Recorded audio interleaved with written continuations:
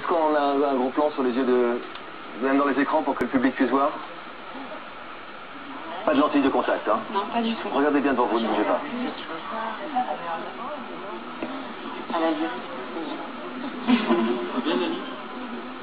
Vaut mieux avoir des yeux de chat que des yeux de batracien quand même quand on a le choix.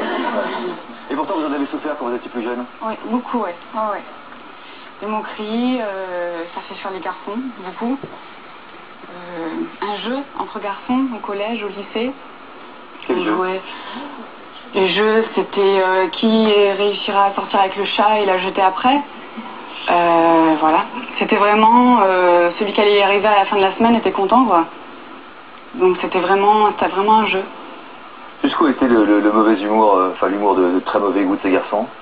À la sortie du collège, un garçon m'a offert une boîte de pâté pour chat. Il s'appelle comment? Il s'appelait Karim. Est-ce que Karim aujourd'hui ne regrette pas en voyant cette jolie jeune femme, magnifique jeune femme que vous êtes devenue? Qu'est-ce qui vous a permis de prendre confiance en vous et de faire de cette différence une véritable force? Encore une fois, je dis vraiment un regard de chat. Il y a pire. Waouh! À quel moment vous avez réussi à l'assumer, à vous maquiller comme vous vous maquillez aujourd'hui? Oui. Vous vous maquillez, c'est pas Oui. simplement le travail de nos équipes. Non, j'étais maquillée d'avant. Maintenant, j'en joue. Je m'amuse beaucoup, je me maquille de toutes les couleurs, je le mets beaucoup en avant. Mais c'est vrai qu'avant, c'était beaucoup un gros complexe, je le cachais au maximum. Et surtout, éviter le regard des autres. Et comment, mettre des lunettes alors? Non, pas du tout. C'est... en gros, j'avais pas beaucoup d'amis, quoi. C'était vraiment... Moins on me parlait, mieux c'était. J'arrive pas à le comprendre, ça, franchement, que des yeux de chat empêchent d'avoir des amis. Je veux dire, si quelqu'un me parlait, un garçon ou une fille de la classe me parlait, c'était vraiment foutu pour lui, hein. C'était... personne ne s'asseyait à côté de moi, c'était vraiment... C'est foutu pour lui parce que... Parce qu'il m'avait parlé, c'était vraiment... C'était la paria, quoi. Voilà. À partir de quel moment vous avez réussi à prendre confiance en vous et à vous rendre compte à quel point tout le monde... Je crois que ça plaît à tout le monde, ça, non? Hein? Chapeau, non? C'est joli, quoi. J'ai pas l'habitude de le voir, en fait.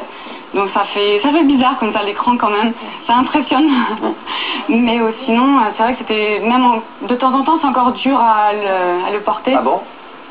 Dans les magasins, le vendeur, quand je vais faire mes courses, il fait 3 fois le tour du magasin, du rayon pour voir mes yeux. Il va chercher la caissière qui est derrière, qui va chercher le vendeur qui est à l'arrière. Et je me retrouve avec les 4 ou 5 caissières plus le vendeur qui est devant moi. Quel succès! Oui, mais des fois, les vendeurs ou même les gens dans la rue, ils se retournent et... Qu'est-ce que vous leur dites à tous ces gens aujourd'hui? Maintenant, c'est une fierté. C'est vrai, grâce à mon métier aussi. Parce que dans la restauration, j'ai pas le choix, bien sûr. Les clients me le disent et... Mais tous ceux qui vous tournent encore autour aujourd'hui, qui appellent les uns les autres, etc., qu'est-ce que vous avez envie de leur dire? En compliment, c'est vrai. Maintenant, je me mets plus en avant, j'ai plus de confiance. Et grâce à mon fiancé aussi que j'ai rencontré il y a 1 an. Beaucoup aussi. Qui vous a aidé à prendre confiance en vous? Tout à fait, oui. Qui vous a pas parlé de cette différence tout de suite? Il l'a vu au bout d'1 semaine.